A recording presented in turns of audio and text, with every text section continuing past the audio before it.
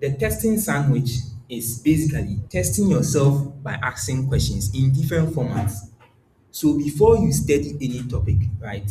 As I said, this is going to be very practical. So I'm going to show you everything, how I actually do it and all of that. Before I study intestinal obstruction, say I have nothing about it, I don't know anything. I want to go through some short answer questions, right? Just short answer questions about the topic to prime me before I actually start learning it. Now, I'm sure by the time I go from question number 1 to question number 30, I'll get 0 over 30, or maybe 1 or 2. But then what happens is that I'm able to see the high value concepts with respect to that topic. I'm able to, find gaps in my knowledge, and then it incentivizes me to be able to like try and get the answers or try and learn that particular information which I got wrong from the questions. So this is like a warm up, right? A warm up before the actual race. So you answer these questions and then you have a summary. So the summary is from a method we call the Cornell note taking method. How many of us have heard of it? The Cornell note taking method. Okay, so can you tell us about the Cornell note taking method? Okay, so the Cornell note taking method is basically a method of note taking whereby you, even as you learn the information, you set questions for yourself that you refer to try and see your understanding. And then you have a summary of whatever that you are studying.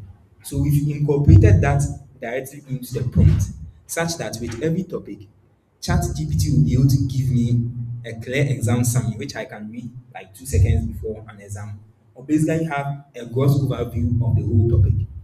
Then it enters into the notes, which is the fun part. So the prompt has already been inputted.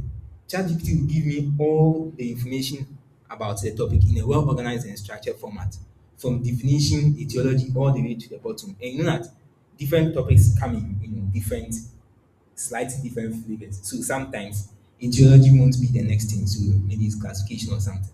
But basically, ChatGPT is able to give me the concept in the topic in a well organized and structured format. Then at the end, it's going to give me questions. So the last thing about the testing sandwich is that after learning the topic, right, we started out by saying that you have to prime yourself with the short answer questions. Then you go through the notes using a method that we call read and recall. So you are not just passively going through the notes, you are actually taking the headers or the subheadings or the subtopics, reading them, trying to see if you can remember, trying to see if you can retain that information. And after going through a study session, you test yourself. Some of the mistakes that most of us do is that after learning, we fail to test ourselves. Sometimes we feel like we are inadequate, and so if I test myself, I'll get wrong or something. Sometimes too, we want to feel good, so we don't want to test ourselves to see the actual gaps in our knowledge. So it's very good that you test yourself. And so again, ChatGPT already has this prompt inside that after every topic, it's going to give me MCQ questions and it's also going to give me case study questions. So in medical school, most of our exams, the questions are MCQs, and then on the walls or in the OSCEs, there are cases that will be cracking or case study questions that will be solving. So I've already incorporated this into ChatGPT, so that it gives me MCQ questions and case study questions. And so this allows me to be able to test myself. Now, what I do is that I don't, read everything in ChatGPT. Like I don't do the reading and everything into ChatGPT because it's a mix up, right? You have to scroll, you have to like do a whole bunch of things. ChatGPT is just there to synthesize the information for me.